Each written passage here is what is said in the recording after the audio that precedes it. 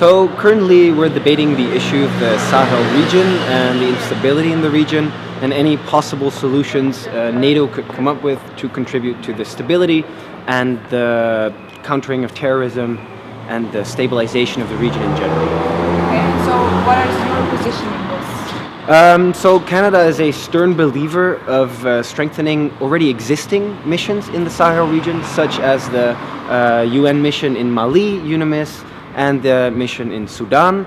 And we also believe that the EU police mission should be expanded with maybe extra trainers, extra personnel, and that maybe, if possible, a African Union standby force could be equipped through the NATO, and that in conjunction with this we should strengthen the Global Counterterrorism Forum, which is active in the Sahel region. Okay, is there a lot of blocks in your committee? Well, as usually is the case with NATO, we're all each other's alliance, and we have a military pact. We're great friends. We are the very solid committee. So everything is decided by consensus, and currently we see that after a painstaking debate over the last 2 days, with a slight interruption due to some crises that unfolded, we have a perfect consensus in the committee on basically all the points I've just mentioned here. So for Canada, it's been a very good committee, and we're extremely happy. Then why is there still debate meeting? Of course, we just have to fine-tune the communique to make sure that all the member states are fully behind the exact wording and phrasing of our plan of action, and we're completely in line if we should have 13 representatives helping the High Commissioner or the High Representative, or if we should have maybe more staff or less staff. So these are the various details that have to be sorted out, but in the grander scheme of things, there's consensus. So what have you thought about the crisis?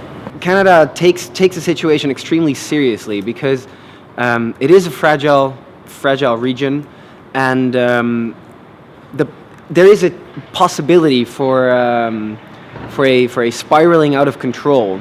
So Canada urges all the parties involved to cool down and to stay negotiating, and to, by all means, not take any further actions that might escalate the situation. But in general, we don't see the chances for this happening as too large, since we've had various small incursions on both sides over the past couple of years, and up so far we've always been able to contain the situation, albeit with the help maybe of the Secretary General of the UN or through Kerry's help. So we hope that this will still be the case. Okay. During the press release that you had just before, you stated that NATO is taking sufficient responsibility for the weapons that were smuggled to Hamas. However, do you really think that with only gaining more information, NATO is actually doing its job? If it's the responsible behind all these weapons, then in that case they might need to assume your job? Well, that's a two-part question, and I'd like to respond to that in two parts as well. First of all, from now on, all our missions and all arms supplies that will come from NATO are equipped with a track and trace system to make sure that we at all times know where these weapons are. And to respond to the essence of your question, the information is needed since we are currently very unsure if this supposed smuggling of weapons has actually taken place. We do not have sufficient information to say anything else on the situation, since we're just not aware of any smuggled weapons so far. However, if it turns out that weapons have been smuggled to Hamas, we will of course take all appropriate measures to make sure that these weapons are handed over to the authorities of the NATO, and that they will not be used in any illegal incursions or will be held by any non-state actor that was not mandated by NATO to have these weapons. So correct me if I'm wrong, but if you say that they have a tracking system, then you don't just be using the tracking to see if they Yeah, well, so the weapons that we're talking about that might have been smuggled, first of all, we're not sure if they exist. We don't have a track and trace on them currently, so if these weapons have been smuggled out of Egypt, then these weapons were not equipped with a track and trace system, which is why for all the plans we're developing right now, and on which we've reached a broad consensus, those weapons are definitely in addition with a track and trace system, exactly.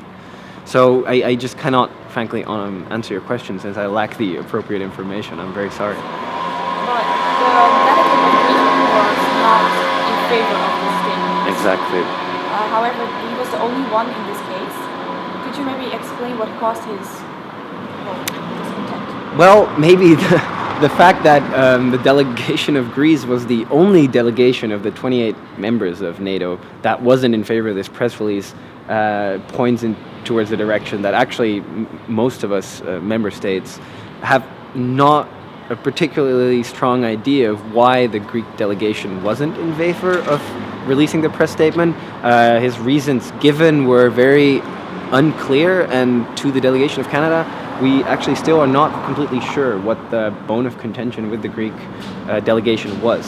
So all we can do in that case is acknowledge the differences of opinion and respect the opinion of the Greek delegation and issue separate press statements. That's the only reasonable course of action. So the press statement has been released. Yes. But it doesn't further fact that Greece is just doesn't agree with it. No, because during the voting on either releasing the press statement or not, Greece abstained from voting, which means that a 27-member vote is sufficient to pass the statement, with the caveat that the delegation could make their own remarks to the news agencies, which they have done, and we hope that that is sufficient to resolve the issue.